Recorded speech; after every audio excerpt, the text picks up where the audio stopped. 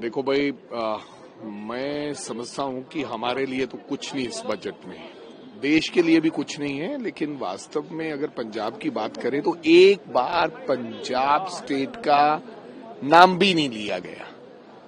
आज गुरु रविदास महाराज जी का आज गुरपुरब है, प्रधानमंत्री जा रहे हैं। मैंने मांग की थी 650 साल कम से कम, और तो हमें कुछ नहीं दे सकते।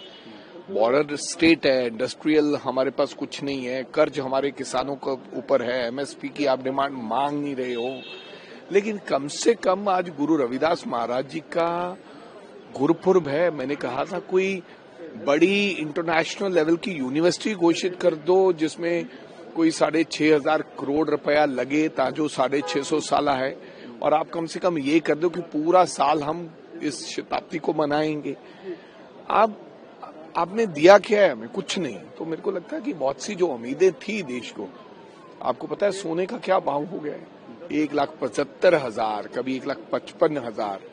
तो कहने का भाव ये है कि देश डूबता जा रहा है और देश की इकोनॉमी डूबती जा रही है। आप लोगों को तो ज्यादा इकोनॉमी की नॉलेज नहीं है कि कैसे डेट होता है, कैसे जीडीपी ग्रोथ होती है, कैसे इकोनॉमिकली ग्रोथ होती है। लेकिन देसी तरीका इसका है कि अगर सोना महंगा हो रहा है और डॉलर महंगा हो रहा है तो देश नीचे जा रहा है। तो आप किस जीडीपी की बात कर रहे हो, किस ग्रोथ की बात कर रहे हो? हमारे तो मेरे को देखते हुए ये तीसरा बजट हो गया, लेकिन हमें तो कुछ नहीं मिला। हाँ, अपने मित्रों को दिया होगा, हमने तो पैकेज मांगा था। जिस प्रकार के हमारे हालात हैं, कर्ज है हमारे ऊपर, बिहार को दिया होगा। ये चुनाव जीतने के लिए ये बजट बनाते हैं, केवल चुनाव सेंट्रिक बजट रहता है इनका कि हमने कहा करना है। इनको पता है कि पंजाब से हमें कोई होप नहीं है, तो बिल्कुल ये वहां पर छूते भी नहीं। आपकी बात माने तो पंजाब में अगले साल चुनाव है, तो अगले साल आप लोगों का जिक्र पता नहीं अब अगले साल क्या करेंगे नहीं करेंगे, लेकिन अगले साल में क्या होगा? 12 साल तो बीत गए। एक साल में लास्ट में अगर कोई लॉलीपॉप आप हमें दोगे भी तो कौन मानेगा आपका? वास्तविकता तो ये होनी चाहिए कि आपने कुछ घोषित किया तो वो जमीन पर दिखना चाहिए। हमें तो आपने दिया नहीं, 12 साल से दिया नहीं। अल्टीमेटली हम हिस्सा हैं इस देश का, हमारे से आपने सब कुछ ले लिया है। दिया क्या आपने? हमारे अधिकार छीनने की कोशिश की, चंडीगढ़ छीनने की आप कोशिश करते हैं। BBMB Bhakra Beas management board पे अपना चेयरमैन लगा दिया है। यूनिवर्सिटी के इलेक्शन बंद करवा दिए थे, हमारे किसान बैठे रहे। वो कानून हमने मनरेगा छीन ली हमारे से। आपने दिया क्या है? जो व्यक्ति पार्टी में नहीं, इस्तीफा काय का दिया है, वो पार्टी में नहीं है। आपको पता है कि उनको पहले पार्टी से निकाल दिया गया है। दूसरी बात, मैं उनका बहुत सम्मान करता हूं, लेकिन मेरे को लगता है उनको मानसिक इलाज की जरूरत है। मैं उनके बारे में इससे ज्यादा कुछ नहीं कहना चाहता। वो उन बेचारी का इलाज होना चाहिए। जब मानसिक स्थिति व्यक्ति की ठीक ना हो तो फिर उसका गुस्सा नहीं करना चाहिए कि वो क्या कह रहे हैं।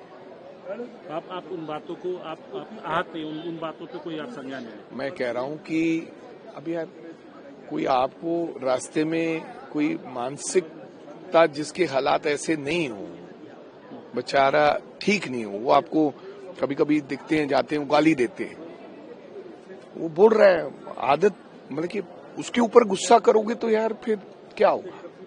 देखो, इस्तीफा तो वो दिंदा यार जेड़ा पार्टी च होवे। पार्टी च तो है नहीं है।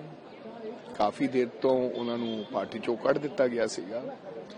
दूसरी गल, मैनू तो उन्हां ते तरस आउंदा है, क्योंकि जिस बंदे दे हालात, मानसिक हालात खराब हो जाए जां उन्होंने इलाज की जरूरत होवे, उहदे ते गुस्सा करना जायज नहीं है।